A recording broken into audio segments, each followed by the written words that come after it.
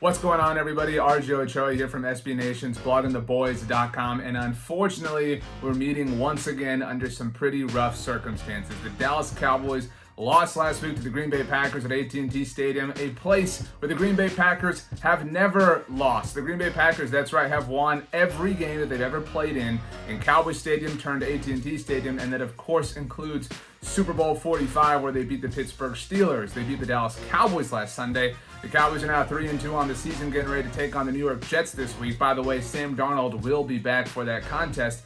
But I want to look back at something that happened in this Packers loss. Now, the Cowboys played really badly, and what we're about to talk about might not have changed the result, but it is important considering there's a lot of football games left. The Cowboys could find themselves in a similar situation that they found themselves in near the end of the game, and you have to manage it better. The Cowboys did not manage the way they possessed the ball in their final offensive possession well, and we're going to explain that right now. So let's reset. The Dallas Cowboys got the ball back after forcing a Green Bay punt on their own 17-yard line with 3 minutes and 33 seconds left. They had one timeout remaining, and of course, because you're a big football fan, you know that they also had the 2-minute warning. Now, that's 2 clock stoppages that were available for the Dallas Cowboys, and those are essential because the Cowboys are down by 10 points. That's 2 possessions, so they're going to have to score once, get the ball back by either an onside kick or stopping the Packers on defense and getting the ball back again.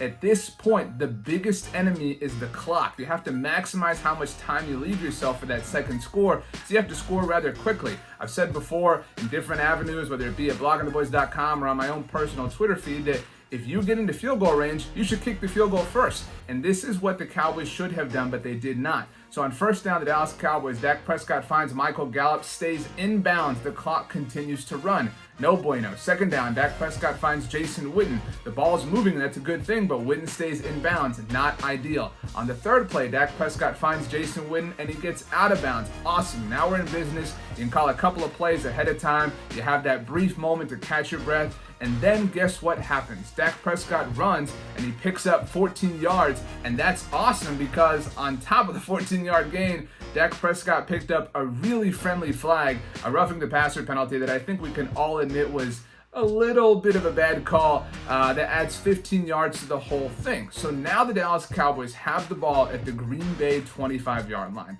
That's a 42-yard field goal, and I know that Brett Maher, Cowboys kicker, had already missed a field goal on the night, and I know that Brett Maher would go on to miss the field goal that he would attempt shortly after, but the fact is that your kicker on your NFL team should be able to hit a 42-yard field goal. If you're on the 25-yard line, that's comfortable field goal range.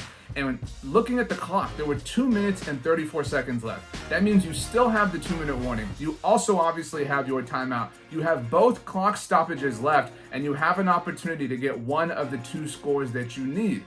This is all kind of a feel thing when you really consider the way NFL teams handle this. Do you march forward? Do you try to get the touchdown now? Getting a touchdown is obviously more difficult than getting a field goal. You don't turn down a touchdown in favor of a field goal, but you know that you need both in this circumstance. And the Cowboys decide, you know what, we're going to march forward.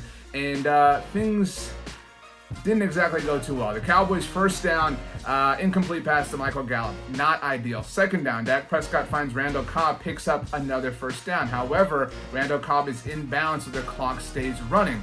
On the new first down, Dak Prescott throws an incomplete pass, but we reach the 2-minute warning. This is unacceptable.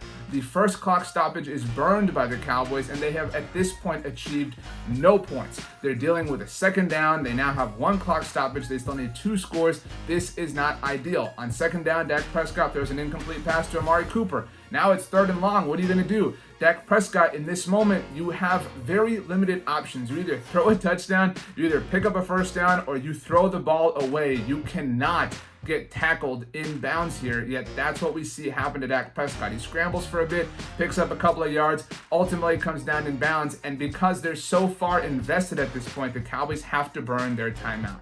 And at this point, the Cowboys now have 1 minute and 44 seconds on the clock and have picked up 15 yards from the point that we suggested they originally kicked the field goal from on the Green Bay 25-yard line. They have picked up 15 yards, burned 50 seconds off the clock, and have lost both of their clock stoppages. Now, Brett Maher, again, would go on to miss the field goal from this point anyway, so this whole thing is rendered a bit moot. But the point remains that if the Cowboys find themselves in this position, you have to know when to take that field goal. You have to take it early on. You have to maximize the amount of time left for you to score again.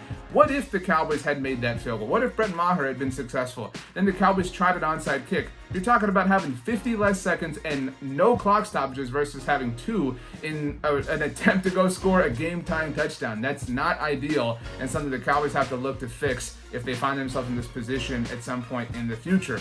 It was a rough afternoon for the Cowboys in a lot of senses, and one that I think we all want to put behind us. Hopefully, the Cowboys aren't down by 10 at any point soon, and hopefully they just win every game by 100 points, because that's the easiest way to win in the NFL. Look, we're going to have tons of content when it comes to the rest of the Cowboys season available for you at bloggingtheboys.com, so make sure you check us out there. Make sure you subscribe to the Blogging the Boys podcast feed where you can hear us talk about the Cowboys all day long, and make sure you subscribe right here to the Blogging the Boys YouTube channel where you can check out film reviews, game recaps, and all sorts of fun from yours truly. You can follow me on Twitter, follow me on the gram. I'm at RJ Ochoa on both, and you need to make sure that you have yourself a wonderful day. You know why? Because you deserve it. We'll see you next time.